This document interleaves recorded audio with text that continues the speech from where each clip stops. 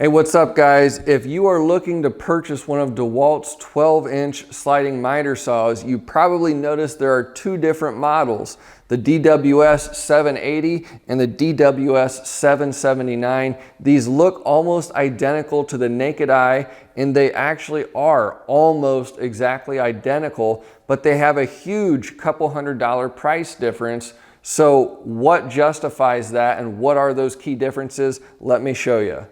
Now, as a professional trim carpenter, this is my daily use saw, so it has some unique customizations that are gonna look different than this. This is what a saw is gonna look like right out of the box, whether it's the 779 or the 780. You're not gonna have that unique insert and higher back extensions and all that stuff. So let's go over some of the key differences. Almost everything is exactly the same up front. You get the same number of detents. Detent plate is made out of the same material, same controls, same override up here on both saws. So that is all the same. One of the only differences, and it's something that most DIYers and non-professionals will not even notice, is that little wing on the back. On the cheaper saw, the 779, that is not included.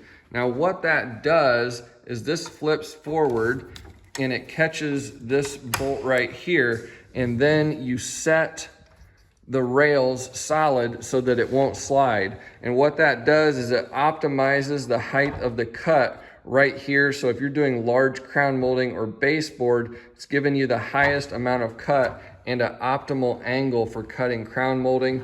So that's a very small feature that you'll get on the 780. That's important to me as a professional. I use that quite a bit, but you will not get that on the 779. One of the other key differences we'll find back here on the back of the saw. Now this gauge is exactly the same on both saws, but you'll notice something missing right here as compared to the 780. These are detent stops for 22.5 as well as 33.86, which is what you're gonna use for crown molding in certain situations. I don't use that, and I really don't hardly ever use the 22.5. So these aren't really essential to me, but that is one of the key differences. Also, you don't get those on the 779, but on the 780, you get both of these stops, and I will just show you how that works real quick. So if you wanted to use this at 22.5 degrees, you would rock this over. One of the other key differences is there are no bevel stops on the 779. Here on the 780, you will notice these little wings that flip out on both sides of the saw. Those are detent stops at 22.5 degrees, as well as 35.86, which you use for crown molding on both sides. So those are professional grade features that are not available on the 779. Let me just show you how this works real quick. If I wanted 22.5, you would just slide that over, and then your stop contacts that, and you're at 22.5 degrees. That works on both sides. So that's another kind of professional grade feature that they don't include on the 779. Down here at the base, this is the 779. If you want to go past 45 degrees or use the 45-degree detent, you would either leave those forward or slide them back. It's a little bit different on this 780. They pivot just a little bit different. These feel better to me, so I like these better on the 780. The dust collection on both saws appears to be exactly the same. However, on the rear handle adjustment on the cheaper saw, the 779, this is plastic, so that could break pretty easily. I shouldn't say pretty easily. If you really bashed it against something, it could potentially break. But on the 780, you get a metal handle, just feels a lot more robust. Otherwise, the action and everything appears to be the same as far as I can tell, just a difference in handle material back here.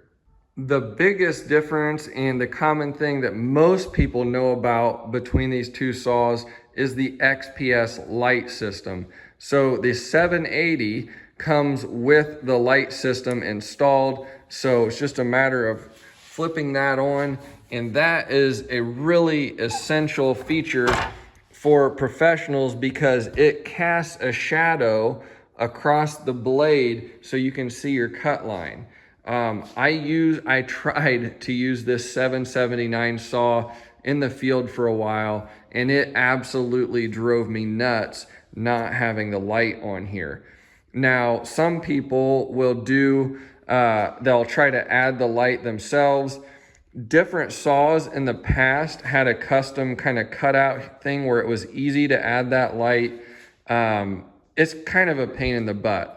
So I would not advise you, if you think you're going to save money by buying this saw and then add the light on later and think it'll be cheaper, I wouldn't go that route. If you value your time at anything, it's not worth it. Just buy the 780 and get the light with it. It really is an essential feature. And once you are used to using a light and then you try to use a saw without a light, it is really, really annoying. So I hope you found this video helpful. If you're a professional, I would definitely go with the 780. The XPS light alone makes it worth it, as well as some of the more refined features on the back here for your bevel adjustment and different things. I also think it might just be manufactured at a better location, but I don't have anything to back that up. I'm guessing they outsourced the construction of this saw to maybe a little bit more of a cheaper labor location, so it may not be as refined. Also, always check your saw for square whenever you get it. Some of these saws don't come square or need to be calibrated, so you want to check those things whenever you buy the saw. But $779 here, the lower cost, more budget saw. It's going to be great for a lot of homeowners, people who don't need to spend that extra couple $100 and aren't using the saw day in, day out. But if you're a pro, I'd stick with the 780.